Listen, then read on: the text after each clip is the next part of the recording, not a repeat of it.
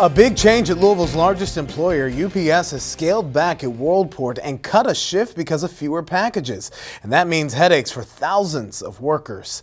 Joining us now, WDRB.com business reporter Chris Otts. Chris, you've been talking to some of these workers who are frustrated since you broke this story. Kind of walk us back. Remind us what's changing at Worldport. So the package volume across the industry is down, and what they're doing is eliminating the Friday sort, is what they call it, at Worldport. They are still sorting some packages for the U.S. Postal Service, but the vast majority of the work is not happening during the day like it used to for as long as everybody can remember on Fridays. So this is a change that is somewhat unprecedented at Worldport.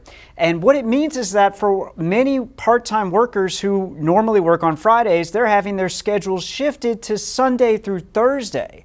Well, of course, that creates a lot of hardship. The buses don't run as frequently on Sunday. There's not as much childcare available on the weekends. And I talked with one worker who's been there 25 years, knows the ins and outs of the bus system, and about how this is going to take him so much longer to get to work.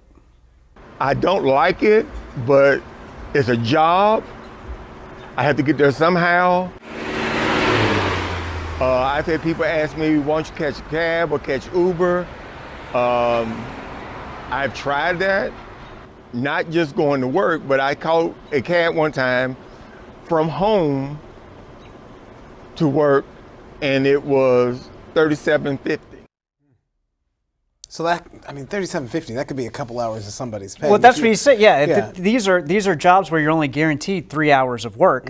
Sometimes you get 4 or 5. It could be longer, but yeah, Uber or a cab could eat that up. Cost you your whole shift. Entirely, exactly. Okay, so this is obviously going to affect a lot of people. UPS is in contract talks with its union right now. Can they do anything about this? Perhaps a point of the contract be, well, we want this Friday sort back. Right. Well, there are levels of negotiations about the contract, so it's not entirely clear whether this is something that can be addressed. In fact, the union has been getting questions about this, and they put out a video recently where they basically said, listen, we know about this, we know it affects a lot of people, but for right now, there's not much we can do about it.